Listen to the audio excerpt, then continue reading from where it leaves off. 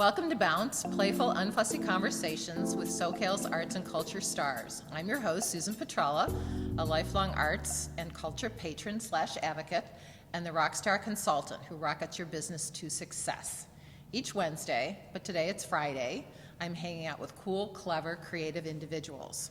Today's guest is Paiement. It's an exciting time to be alive. We are living in a period that is reminiscent of the Romantic era. Our fast-paced, controlled, ordered, synthetic, technologically driven culture has created a deep desire to connect with the vast and ever-changing. Like Henry David Thoreau in Walden, we seek a slower, more deliberate life. And then I love this quote also from his website. You might say the distinction of the artificial from the natural is a very artificial distinction. The constructs of human beings are really not any more unnatural than beehives and birds' nest. They are extensions of ourselves. Quote is Alan Watts, 1915 to 1973. Paul's one of 9 artists in Coastline Art Gallery's new show, Cloud 9. Cloud 9 invites you to immerse yourself in the alluring world of atmospheric space. The exhibition showcased landscapes, some celestial, others sublime, but they all will prompt contemplation of the vast space above us. Welcome, Paul. So excited to have you here today. Thanks, Susan.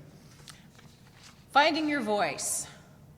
So tell me about finding your voice and how you found your voice, or if you found your voice over the years. Yeah, I think how I found my voice, I think it's just a matter of really delving into those things that you're really interested in. You know, taking a deep dive, and for me, that's what really great artwork is. It's a inquiry. It's looking into something at on a really deep level. That maybe that's the beauty of being an artist too. Is that we have that opportunity to dive in deeply into things that we're really super passionate about. And can you do that? Because I know you also teach and have done that for a number of years. And so does that like shortchange the time that you can think about your art and dive deep, or does that also inform your art? It does both. It informs it, and it means that I have to really be careful about my time. And I think, there are so many artists that teach out there, and we're all faced with the same situation where making a living off of selling paintings is really difficult. I also feel like making a living off of paintings, I would really have a hard time with it, because I feel like I'd have to compromise something if all of my income came from selling artwork.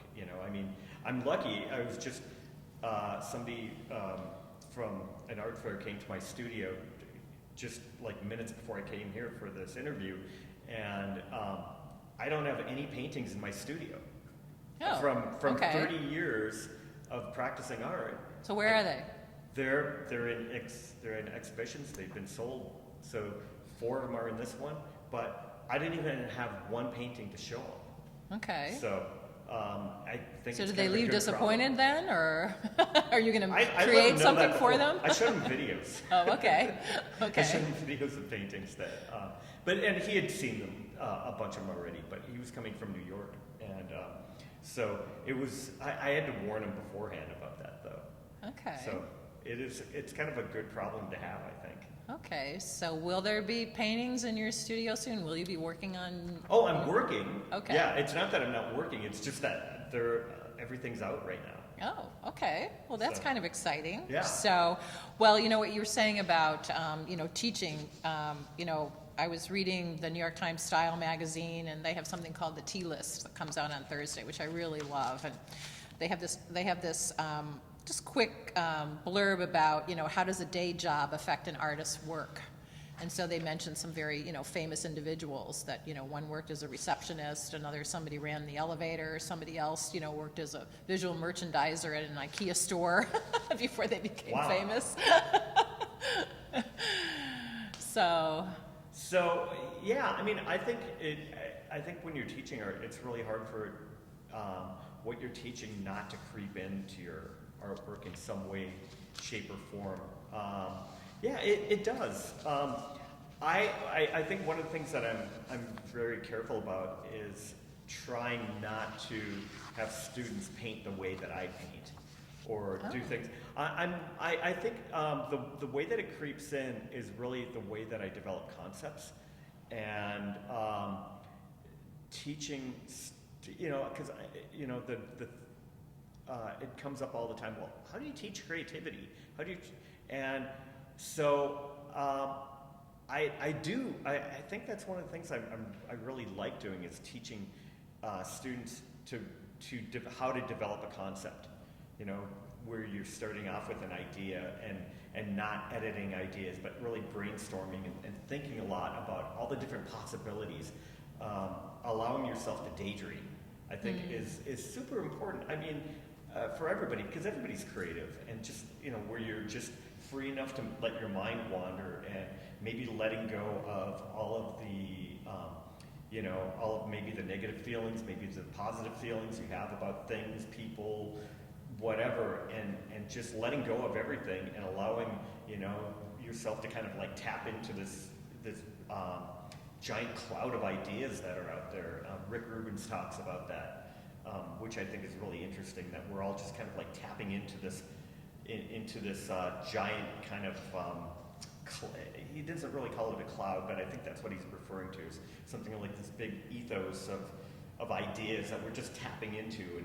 And if we don't tap into it, somebody else is going to tap into it and get and we're often tapping into those same ideas, but it's the expression that we come up with that's going to be different than somebody else's, which is interesting because that's how we patent things as well too. Because you can't patent an idea, but you can patent or trademark the way that you express the idea.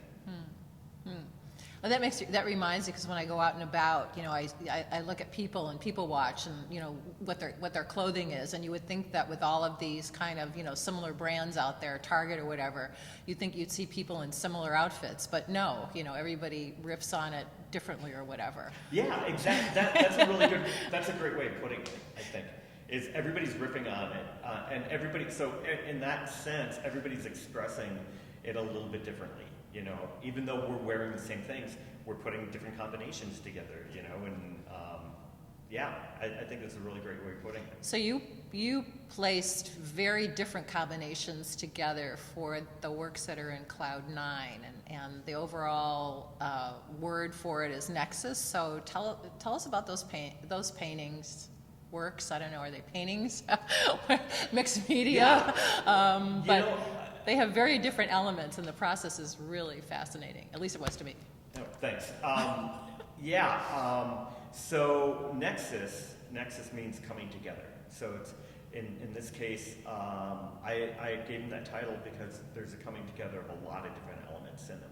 But the main elements are landscape and then architecture. These two things are coming together to create a nexus. And so I think, especially in today's world, we think of expansion, which I think there's hardly, I can't really think of a frontier anymore. That, at one time we had the West was, west of Mississippi was the frontier of the United States.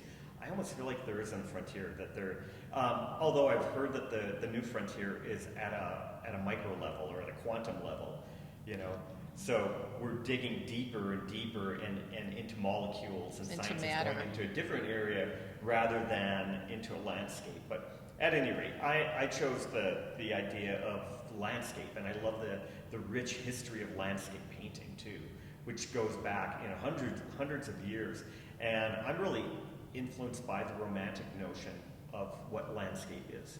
And Alan Watts also made some really interesting observations about that too. He said that for thousands or hundreds of years, anyway, centuries, artists were painting. There was a subject, and then they started including a landscape along with the subject. And then pretty soon the artist started becoming fascinated with with the landscape and making that the subject of the paintings. And so I think that's kind of an interesting notion and interesting way of looking at art history. But I love the notion of Romantic era painting, which is all about landscape and the metaphor that's imbued in the landscape. And so for me, the architecture in my paintings are almost like stand-ins. They're stand-ins for people. I think of them as a metaphor for people, and the transparency, I think, alludes to the transience of that. There's a painting that I really love by Caspar David Friedrich, and it's of a cathedral, or it might be a church or a cathedral, but it's dilapidated and the roof is caved in, and it's being overgrown or retaken by nature. It's taking it back, and I love that metaphor. And so I think of my paintings as it is serving that same function, or having a similar expression to that. But describe the work is really interesting in the sense it's like a photograph, or maybe many photographs that are put together to create the landscape. And then, I'm fascinated by the plexiglass pieces that are on it, or the wooden pieces. Reminds me of, an architect, putting together a showpiece or a sample to show somebody of a building. And then you told me about, finding someone that could work those plexiglass pieces. And then you're also routing into the work too. So it has some depth. It has some depth, even though maybe the landscape part of it is flat. Yeah, I really that aspect is inspired by some Renaissance era artists, Italian Renaissance, that Ghiberti for one, where their relief qualities. So there's a perspective drawing with architecture that goes back, and those are etched into the surface of the painting. And then on top, there's figurative elements that are coming out that are creating the narrative that's going on. And I love that idea that there are things coming off the surface of the painting, but you're also looking in. So that whole idea of illusion really fascinates me.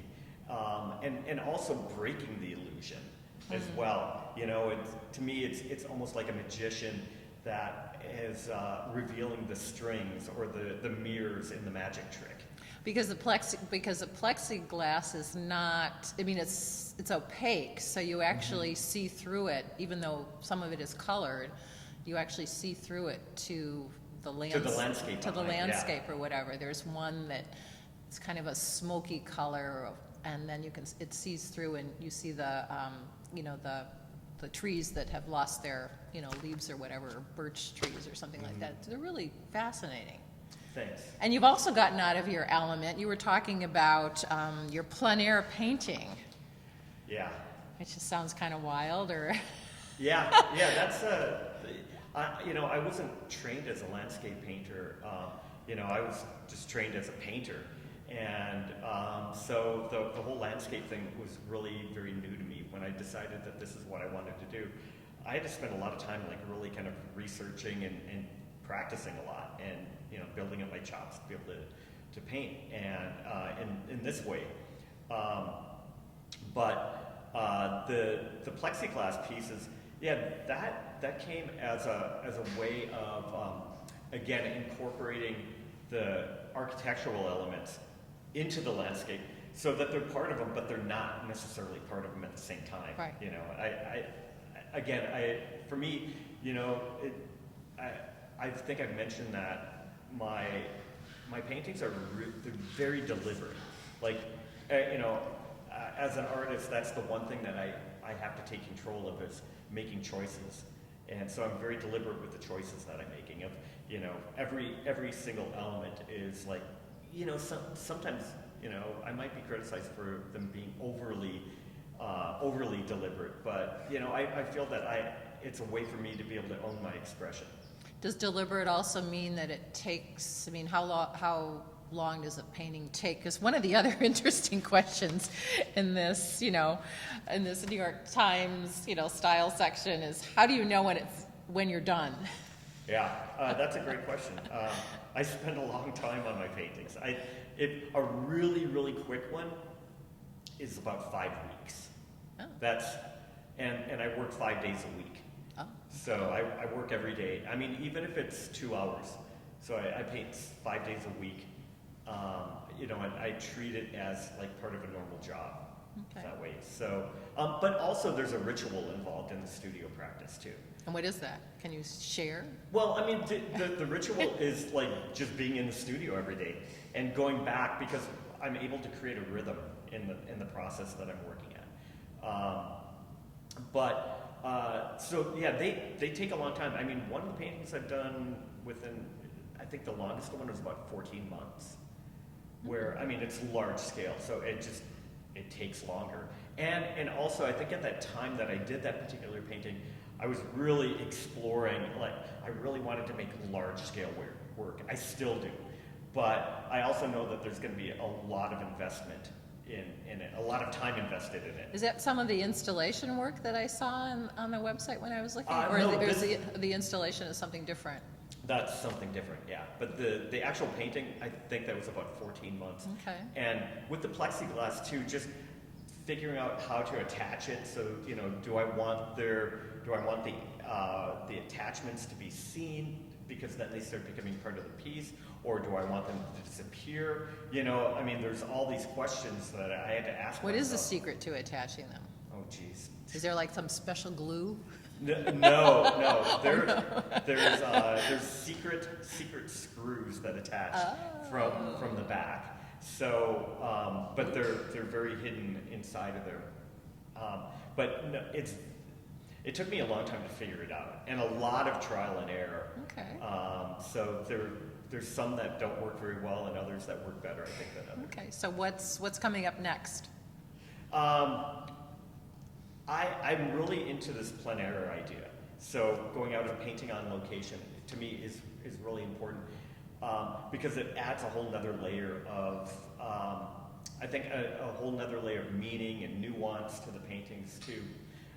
When you're going out and painting plein air style, again, I've never been trained in this, so I fumble along a lot, and I try to paint as fast as I can, but I'm not very fast. So I go out and I spend a lot of time, first of all, just figuring out what I want to paint, where I'm going, where I'm finding a location. Sometimes can take a long time. So going out, finding those locations, and then setting up, and oftentimes, you're dealing with wind, rain, all kinds of things. The wind is horrible. The wind is not your friend out there. And so I can understand why a lot of early plein air painters, Impressionists, for example, were painting at a very small scale, because they would enable them to go out and paint very quickly. So I want to paint really large scale. I want to paint like 8 feet, and something that might expand out, and it's very improvisational. And it's very contrary to the way that I normally paint, which I was talking about how deliberate it is. So for me to paint plein air style, it changes my way of thinking a lot. I've got to do things way differently than I normally would. It becomes much more like a dance. Well, and two, the landscape you're trying to paint plein air is constantly changing too. Yeah. So I mean, how do you capture it? I mean, I forgot to mention that. Yeah, when you go out there, it's a real challenge, because the light is constantly changing. If I'm setting up and ready to paint at 8 o'clock in the morning, by 11 o'clock the light is going to be very, very different. And now all of a sudden the shadows that were there at an hour earlier are now no longer shadows. So the only way that I've really figured out how to do this is to go out consistently painting at certain times of day. I was going to say, so you have to set your watch for I got to go out, it's 11 o'clock, so I got the same view. That's right. So you got like a morning painting and an afternoon painting that you're working on, maybe in separate locations. And that works. I think that worked pretty well. But again, then you've got clouds changing. Speaking of Cloud 9, you've got clouds changing. You've got it's a real challenge. But the challenge is really fun. Well, thank you. Thank you very much, Well, thanks so Paul, much, for Susan. sharing your story with us. Thanks. You've made Bounce bounce. A special thank you to our generous sponsor, Coastline College, its Fine Arts Department and Art Gallery, David Michael Lee, Director, Curator, Professor, Bounce's Fab Producer. Thank you, David. Until next time.